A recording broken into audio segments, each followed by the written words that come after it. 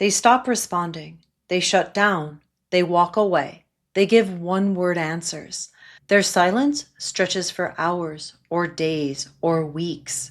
You replay everything in your head. Did I say it wrong? Am I overreacting? Should I just apologize? Meanwhile, they look calm, collected, maybe even smug, while you're spinning out, trying to repair what they broke.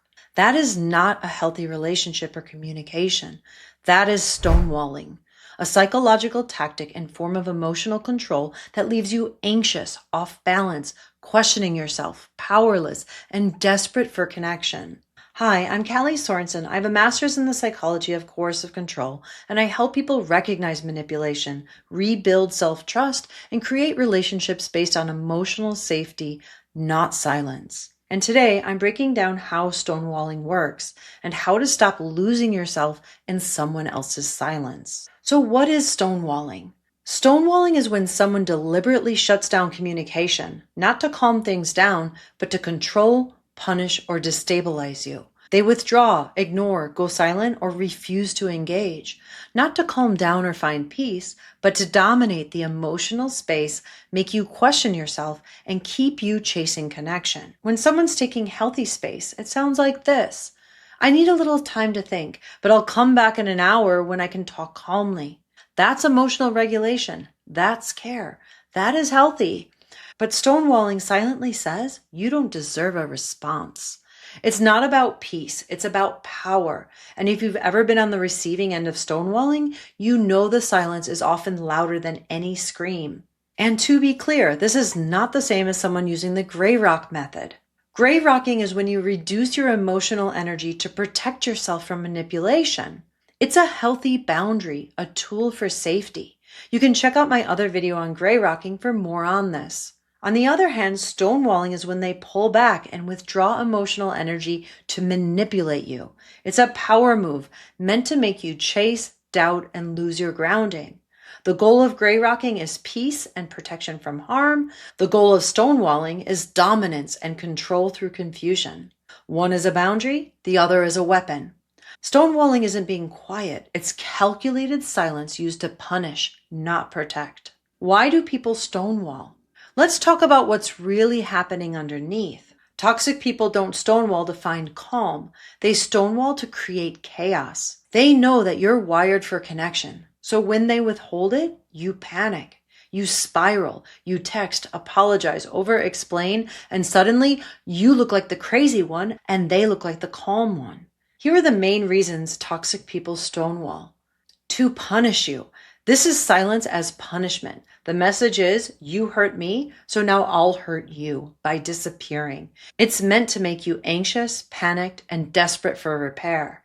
The emotional withdrawal itself becomes a consequence. It's training. Obey or I will withdraw love. To provoke you.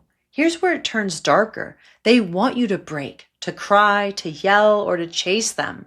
Because when you finally react, they can point the finger and say, see, you're the crazy one.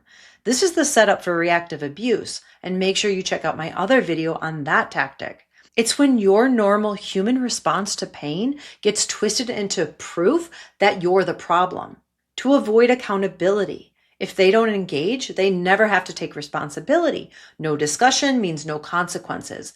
They get to sidestep the truth, leaving you holding all of the emotional weight. To keep control. When you're begging for communication, they're in charge again. They're calm, you're emotional, and that imbalance feeds their sense of power. It's not about resolution, it's about domination. To destabilize you. Silence breeds confusion. You replay every interaction, scanning for clues you missed and wondering what you did wrong.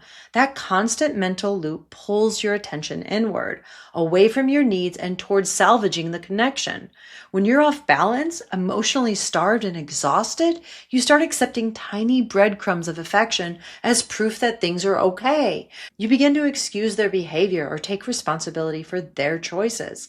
That's how silence becomes control. It disorients you just enough to make compliance feel like relief. And here's what's even more damaging. Once you've been stonewalled long enough, the silence doesn't just come from them. It takes root inside of you. You silence yourself before they even have to. What stonewalling does to you. If you're someone who values connection, this tactic hits you the hardest. Stonewalling activates the same stress response as abandonment. Your nervous system is wired to repair, to understand, to connect. So when they go silent, your body interprets it as danger. You go into panic, trying to reconnect, fix it, make sense of it. You get anxious, flooded, desperate for resolution. And that's exactly the reaction that they're counting on. Over time, you start to internalize it. I must be too much. If I were calmer, they'd talk to me. Maybe I deserve this silence.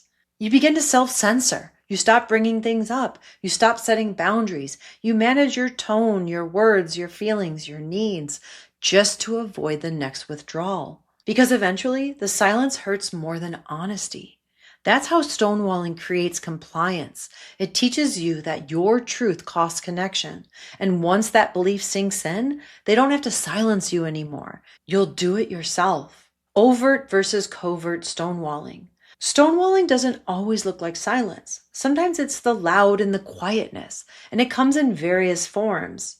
Overt stonewalling is the more obvious kind, refusing to speak or respond, walking away mid-conversation, ignoring messages or calls, the silent treatment that lasts for days or weeks, blocking you mid-argument, leaving without warning, flat refusal to talk. I'm done. This conversation is over. It's emotional abandonment in real time, a psychological timeout designed to make you beg for reconnection. Covert stonewalling, on the other hand, is subtle, harder to spot. This version hides behind politeness, logic, or fake calm. It looks less like punishment and more like apathy, but it's just as controlling. It can sound like one-word answers. Fine, whatever, I don't know. Pretending not to hear you, changing the subject every time you bring something up, dismissing with logic or confusion. I don't know what you mean. Staying busy to avoid connection, acting like the calm, unbothered one while you're visibly upset. Covert stonewalling is trickier because it's wrapped in plausible deniability. They'll say, I'm not ignoring you, I replied. I just don't want to fight. But what they're really saying is, you don't get access to me until you behave the way that I want. It's performative, not peace, but control disguised as composure. They're not trying to find resolution. They're trying to win the emotional upper hand. Whether it's overt or covert stonewalling, the goal is the same, to make you chase connection while they control it. So how to recognize it? You'll know it's stonewalling when conversations end in silence, not solutions.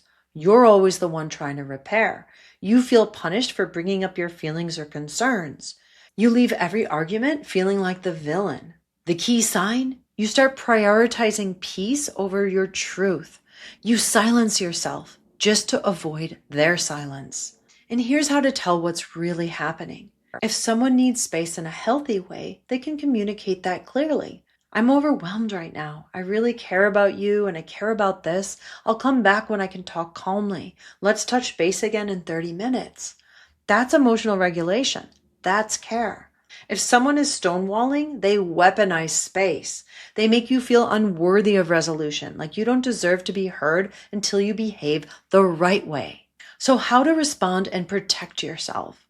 You can't communicate your way out of stonewalling because it's not a communication problem. It's a control strategy. The first step isn't to fix them. It's to notice what's happening to you. Notice when the silence makes you feel small, anxious, or desperate to fix things that aren't yours to fix. That awareness is your first act of freedom. When you do respond, keep it simple and grounded in truth. I'm feeling disconnected and I need clarity and communication. Would you be willing to take a break for 2 hours and then come back and talk so we can find a solution? You're naming your feeling, you're naming your need, you're making a request without chasing, defending, or begging. If they want connection, they'll meet you there. If they want control, they'll resist it. Either way, you've reclaimed your clarity and your power. And if you're realizing how deep this pattern runs, how challenging it is, how it ties into your nervous system, your sense of safety, and the people that you attract, you do not have to navigate this alone.